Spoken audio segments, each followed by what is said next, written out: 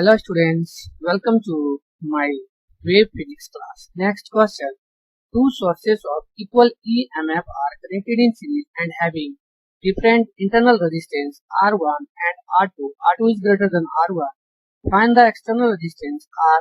at which potential difference across the terminals of one of the sources becomes equal to 0. Question यहाँ पे कर रहा है कि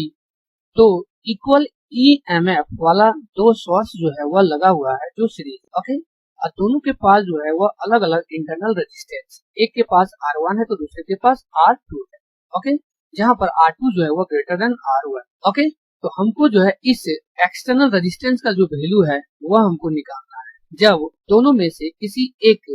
सेल के अक्रॉस में जो पोटेंशियल डिफरेंस हो जाएगा वह 0 हो जाएगा तब ओके तो सॉल्यूशन में देखेंगे सबसे पहले हम इस सर्किट ये दोनों जो EMF सेल है वह सीरीज में कॉम्बाइन है इसका मतलब जो इसका इक्विवेलेंट EMF हो जाएगा वह हो जाएगा E प्लस E हो जाएगा ये हो जाएगा 2 E के जो है वो बराबर। अब देख रहे हैं ये जो इंटरनल रेजिस्टेंस R1 है R2 है और ये जो एक्सटर्नल रेजिस्टेंस R है ये तीनों आपस में जो है वह सीरीज में कॉम्बाइन है तो यहाँ पर इसका जो इक्विवेलेंट निकल जाएगा वह निकल जाएगा R plus R1 plus R2 okay अब देख रहे हैं कि जब हम इसमें EMF सेल लगाए हुए हैं तो इसमें जो करंट मेरा फॉलो होगा सप्लाई आएगा वह इस डायरेक्शन में होगा तो करंट का वैल्यू हो जाएगा वह हो जाएगा I इक्वल टू तो हम लोग ऑलरेडी फॉर्मूला जानते हैं कि I इक्वल टू जो होता है वह V बाय R होता है ओके तो यहाँ पर V के जगह हम लिखेंगे 2E को और R के जगह लिखेंगे R plus R1 plus R2 okay ये हो जाएगा 2E और बाय में हो जाएगा R plus R1 plus R2। अब आगे हमको यहाँ पे जो है अगर हम मान के चलते हैं कि जो potential difference across secondary cell is 0 उस केस में जो पोटेंशियल डिफरेंस हो जाएगा वह हो जाएगा V equal to E minus I और R2 okay equal to 0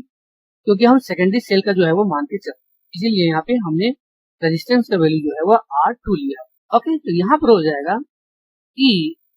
minus I R2 equal to हो जाएगा वह हो जाएगा G। अब आगे हम यहाँ पे देखेंगे कि I का वैल्यू जो हमारे पास है इस वैल्यू को यहाँ पे हम पुट करें ये हो जाएगा E माइनस I का वैल्यू है वह है 2E bye R plus R1 plus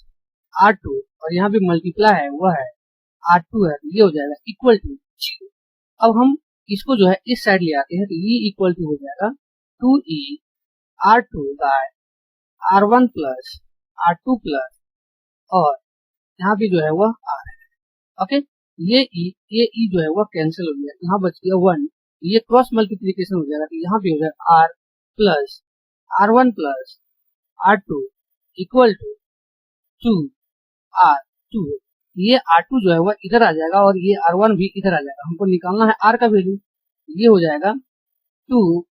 R2 और इधर आ जाएगा तो माइनस हो जाएगा R2 और ये हो जाएगा माइनस R1 ओके तो R इक्वल टू हो जाएगा वह हो जाएगा इसको हम सब्ट्रैक्ट कर देंगे तो ये हो जाएगा 2 R2 माइनस R2 तो ये हो जाएगा R2 और माइनस हो जाएगा R1 ओके ये हो जाएगा इस क्वेश्चन का जो है वह आंसर ओके और ऑप्शन जो है वो हमारा ए नंबर ऑप्शन जो है वो करेक्ट ओके थैंक यू।